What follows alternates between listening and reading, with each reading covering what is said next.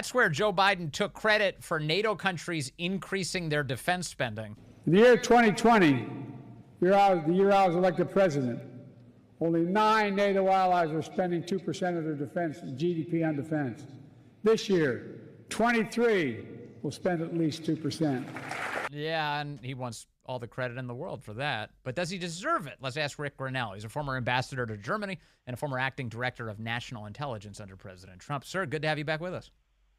Hey, Vince. Thanks for having me. I laughed when I heard Joe Biden saying that, as I so often do when he says things. What do you make of the NATO spending question, and how much credit does Joe Biden deserve? Well, look, President Trump took a lot of heat for demanding that countries increase their capabilities, increase their spending. And he took a lot of heat because people were saying that's undermining NATO, including from Joe Biden, who was very critical of Donald Trump's demands. NATO countries are spending more because of Donald Trump. He made it an issue. And you can go back many presidential administrations and see that, you know, all the way back to George W. Bush days, we as a country were very concerned about NATO members not paying enough. And so it was a request, constant request. In 2014, at the Wales NATO meeting, they made a commitment. NATO members came forward in 2014 and said, we're going to increase all of our spending to 2% of our GDP, and we're going to give ourselves 10 years to do it. And what we saw when President Trump came in, that countries were really ignoring it. In 2017, even though they made a commitment in 2014, they weren't doing it. And so I, as an ambassador on the front line in Germany, Germany's the largest economy in Europe, you know, we had a real problem. They were not making progress. It was not a priority. And President Trump made it an issue. He took a lot of criticism for it. But that's what leaders do, is they step out and they do the right thing. Donald Trump gets total credit for countries that are moving in that direction. We're still not there yet, Ben. Yep. We still have many countries that aren't paying their 2%. And by the way, there are countries who say they're paying their 2%, but they're counting things like climate change spending. That's not a capability issue. And so we really need journalists, real journalists, to go through and question the NATO spending of each country, the 2%, to see if they're actually spending on capabilities. Yeah. Literally criteria that would help us win a war if we needed to. Right. You can't throw solar panels at your adversaries. That's not going to work. So when it comes to NATO, do you feel like NATO has clarity of purpose in terms of what their mission is? Obviously, all these countries have signed on to the obligations, the spending obligations, and President Trump successfully reminded them and was able to get them, cajoled them into beginning to meet those. But I kind of feel like they constantly talk in these weird sort of platitudes without being crystal clear about what the point of NATO is and what purpose it serves. Well, first of all, let me just say to my many friends in Washington, D.C., that, you know, it's wrong to think that somehow Donald Trump was undermining NATO, because I can argue, and I'll go toe-to-toe with anybody, that the guy who is trying to reform NATO and get more money for NATO is the guy who cares more about it. I think that the person who ignores a problem, who ignores the funding issues, is the one who just is dismissive of the entity. And that's all the presidents before Donald Trump. They talked a big game about having more support for NATO, but they weren't willing to risk their reputation and be the tough guy to say, look, there are going to be consequences if you don't pay your fair share. I think the history of NATO has been amazing. It's been a very successful entity and alliance. But we have to be very clear-eyed about not only the funding, but in many ways, the lack of focus. NATO is designed to have a group of countries come in and say, what are the threats that we need to collectively face? And the capabilities list, which is what people call the 2%, is like a wedding registry. You sign up for towels and for the toaster. You sign up if you can pay for it and if you can bring it. So what we need to be able to do is have a capabilities list of all of the threats that we collectively face. And I think cyber is just one example of what the West is facing right now, Yes. cyber threats. I'm not sure that NATO has focused enough on it and is equipped to have a group of countries step up and say, this is what we can do in case there's a cyber threat. But you've got countries this week who are saying that Ukraine specifically is now on an irreversible path to membership in NATO. And I feel like the arguments around this are incoherent because they say, well, Russia might invade Poland if we don't help Ukraine stop Russia, and then that would trigger a world war because we have a defense pact with NATO and specifically with Poland. Well, then how would adding Ukraine be a sensible idea? Wouldn't that create the very conditions that you're warning against? Look, I think it's really important for diplomats, and remember that the U.S. ambassador to NATO is a diplomatic post. It's the peace through strength part, but it's through the State Department. It's through diplomacy, not through the Pentagon. So it's supposed to be, an organization that peace through strength allows us to avoid war, right? Because we're very prepared. And what I think is happening right now is it's very unfair for U.S. diplomats to not think about the American taxpayer. It's not fair to the American taxpayer to expand the tent, the umbrella, to expand the security umbrella to other countries when not everyone inside the membership is paying their fair share. Right. Why are we talking about extending Ukraine when the current members are taking advantage of the system? I can argue that if you're not paying your 2%, you're undermining NATO more than anyone.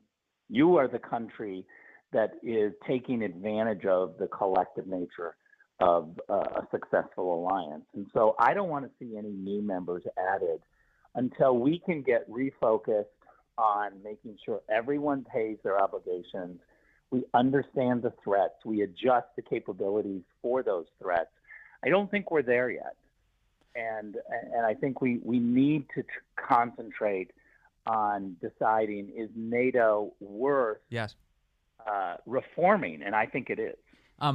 Rick Grenell, let me ask you about Joe Biden specifically now, because Biden is there this week. Of course, he's seeing other world leaders, talking with them. He often tells us, or his people do as well, that these world leaders, they confide in him, that they need him to be there. They can't have Trump back, that they like working with him. What is your view, having dealt with these world leaders and diplomats from other countries? What do they really think of Joe Biden behind the scenes? Well, first of all, if you have been involved in diplomacy, you know there's a difference between what they say privately and what they say publicly. So I would answer this. If countries have to publicly vote, they're going to publicly vote for the current president of the United States. If countries get to privately vote for who they would want, overwhelmingly they're going to pick Donald Trump. I have spoken to multiple NATO heads of government over the last 6 months, and it's absolutely clear. Not only do they not fear Donald Trump coming back, they prefer Donald Trump coming back. They'll say that privately, but they won't say that publicly because there's a great respect for the person who is sitting in the White House, who is the president of the United States. I'm okay with that, Vince. I'm okay with them having a different private and public messaging simply because they respect the United States. They don't want to create chaos. They don't want to create chaos for their own country and the relations. What we do know about Joe Biden is that this administration is the most vindictive administration ever. People are afraid to dissent. I just had a Wall Street Journal reporter yesterday tell me, when I pushed back to say, oh, come on, you've known Joe Biden has been like this for a very long time, and you guys stayed silent. This is a media issue. This is a bigger issue about freedom of the press in Washington than anything. and you've been trumpeting propaganda from this administration. And this reporter from the Wall Street Journal pushed back and said, you don't understand. If we criticized 2 years ago, we were froze out by this White House. We didn't get a thing. We wouldn't be able to do our job. So what it says to me is that the Democrats and Joe Biden and his White House have successfully intimidated reporters. And I don't let reporters off on this. They're supposed to speak truth to power. They're supposed to be courageous. But the reality is we have a system in Washington where people are afraid to speak up because somehow their social life is going to suffer or they're not going to get access. I just have a different personality. If I were a journalist and someone threatened me like that, I would be public immediately. Yes. Talking about who threatened me. Yeah, that right. Is the best way to do it. Sunlight and transparency is what is needed. Yeah, and a little more active aggression, less passive aggression. It's pathetic. I wanted to ask. I was talking with Alex Marlowe of Breitbart News a few minutes ago on this subject, and there are a few better to answer this question. Biden right now, the left is begging him to get out. That's their current posture. They move. I suspect they may move to the carrot phase, where they get their donors together and begin offering big buyouts to the Biden family to get them to leave. But if they move to the coercion phase, Rick Grenell, where they begin to employ the tools of, say, the deep state, as they often did against President Trump, do you suspect, first and foremost, is that the kind of thing that could happen in your view, and what would that look like? Well, who knows if it's going to happen? They certainly have weapons to use inside the United States government. It would be a very sad occasion if they did that. I don't think we should have a bureaucracy that decides to weaponize their power against somebody who's duly elected. My attitude is that Joe Biden and the Democrats, Joe Biden won this Democrat primary fair and square. They started, last year. Nobody wanted to run against him. The entire country of Democrats, through the primary process, elected Joe Biden. They selected Joe Biden. He is their nominee. You have to live in a country where there are consequences for your actions and your decisions. They chose Joe Biden knowing full well that he was not well. And let no reporter tell you that this is a surprise. This is not a surprise. They knew this. They chose him. My attitude is you shouldn't be undermining our democracy by, at the last minute, having a bunch of elites decide to do a switcheroo. We should be outraged at that. But instead, we've got reporters once again playing for the Democrats, trying to get a switch because they don't want to lose the election. Well, I say when your team is not doing great, you don't switch jerseys. You try to make your team better. Right, and they chose Joe. Yeah. They got to stick with Joe. Otherwise, they're undermining democracy. That's my position. For sure. And the candidate who won the primary is destined to be the nominee here, and they're staging an insurrection to get rid of him. And they're even trying to encourage the party's delegates to vote against what the voters preferred in the first place. And I think it sounds like, what does that sound like? Like an alternate slate of delegates that they're trying to advance forward. As we speak, Rick Grenell, they're trying to upend, as you point out, democracy. It's an incredibly dangerous slippery slope to let this small group of people in Washington, D.C. completely control the process for the rest of America. It's what dictators do in other countries. We must call it out. We must have reporters who are playing fair. Imagine, Vince, if we had a press corps in Washington, D.C. that was suspicious of every politician and holding every single politician to the same standard.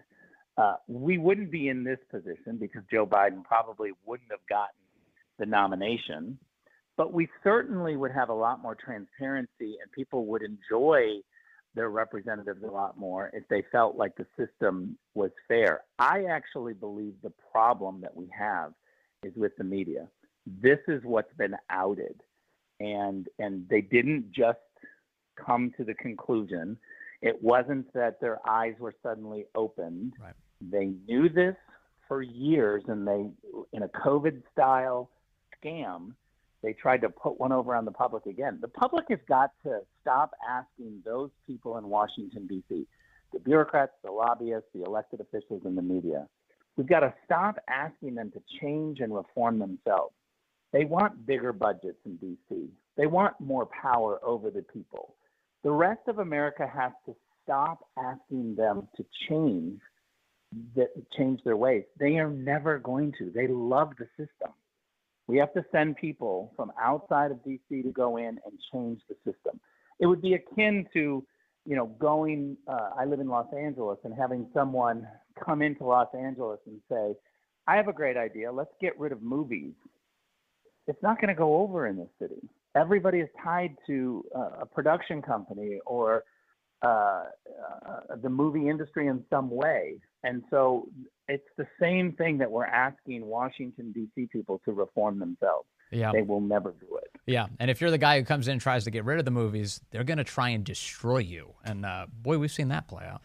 Thank you very much. Rick Grenell, former ambassador to Germany, former acting director of national intelligence. Always nice to chat with you, sir. Thank you.